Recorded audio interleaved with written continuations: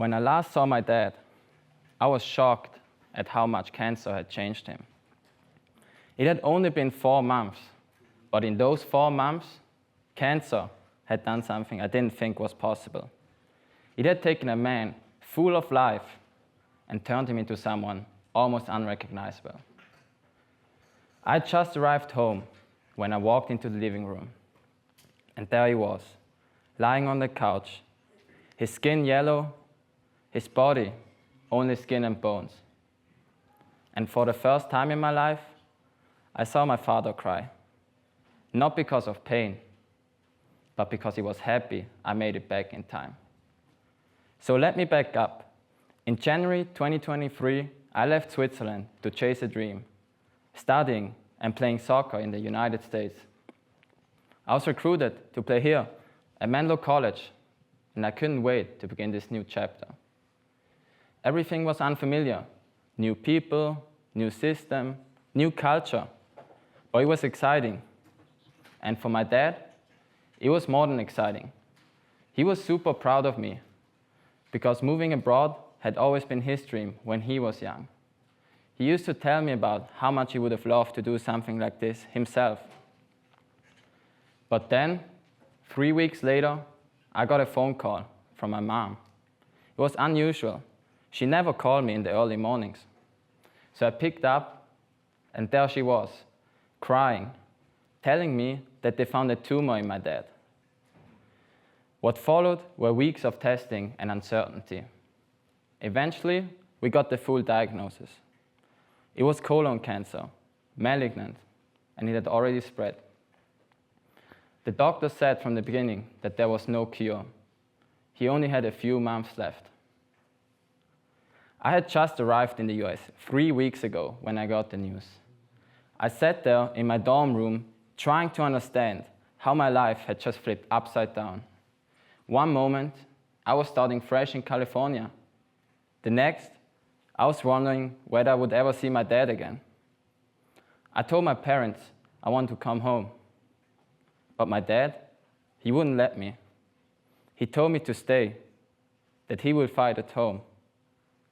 He told me to stay because he didn't want to be the reason I gave up something I had worked so hard for. So I stayed. I went to class, I played soccer, I smiled when I needed to. But underneath all of that, I was somewhere else. Every phone call carried a new piece of bad news. Chemo wasn't working. He was getting weaker. Eventually, they told my mom, it's only a matter of days. And that's when I took the first flight I could, and I went to go home. The moment I walked into the living room and saw him, that was the moment I realized how fast life can change. That was the moment I understood nobody is truly ready to say goodbye. But I had 4 beautiful days with him. We talked, we sat in silence, we remembered things. But then came the day everything stopped. It was early in the morning when my mom woke me up. She needed help with my dad. He was too weak. We couldn't do anything anymore, so we had to call the ambulance. At the hospital, the nurse told us his organs were shutting down in the next few hours. So I suggested something I never thought I would have to say. Maybe he can't let go while his kids are there. Pride and strength defined him. He didn't want his children to see him like that. He didn't want to show any weakness. So each of us stood at his side, said goodbye, and we left to go home, while my mom stayed with him. That evening, I went to soccer practice with my team back home in Switzerland.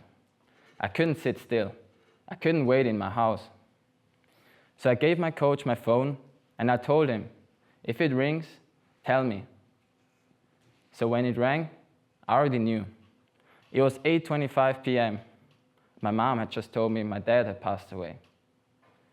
Even though I'd expected it, I still couldn't believe it. And for the first time, I had to say the words. I just lost my father. The next morning, I woke up and everything felt different. There was no time to process anything. Me and my brother were already sitting in my dad's office, trying to keep his company running. That was the moment I realized life doesn't stop for your grief. People think the hardest part is when someone dies, but for me, it was the weeks and the months after. At first, I was in survival mode. It didn't feel real. People reached out with support right away, but when that stopped, that's when it really hit me. That's when I needed people the most. Because grief isn't a single moment. It's a process that unfolds long after the world has already moved on. And I thought soccer would be my escape, but instead, it became my biggest challenge. I was working harder than ever, but grief followed me onto the field. It felt like carrying an invisible weight every time I played. We often think of strength as being about how much we can handle, but I've learned that real strength is in letting yourself feel it, in saying the hard thing, in choosing to keep going even when you don't know how. Like sitting in class when your heart is still back home. Like putting on your cleats when every part of you just wants to be somewhere else. Strength isn't about pretending everything's okay. It's about showing up anyway. When I last saw my dad, I saw pain, but I also saw pride. He was proud of me. And now I try to live every day to be someone he would still be proud of. And I've grown, not just as a student or a soccer player, but as a person. I had to figure out how to keep going, how to pay for school by myself, how to lead myself when the person who used to guide me was no longer there, to appreciate every single day, and to never take someone's presence for granted. Every challenge since then has felt like pushing a boulder uphill. But once you've been through something like this, everything else feels lighter by comparison. Even though I was far from home, my dad's voice stayed with me. Every time I faced doubt, I could hear him. Keep going. And so I did. You don't need to have lost a parent to learn from my story, because grief, in one form or another, is waiting for all of us. The question is, what will you do with it? Maybe you haven't lost someone close yet. Maybe you think this only happens later in life. I did too. But here's the truth. None of us are promised more time. So tell the people you love what they mean to you. Call them, hug them, ask them questions. Because one day, you won't get the chance again. And if you've lost someone, I see you. You're not broken. You're not weak. You're becoming. Even if it hurts. Even if it doesn't look like growth. And that's my lesson. That's my story. And I hope, wherever you are in your own life, it helps you see that growth doesn't always look like success. Sometimes it looks like just making it to the next day.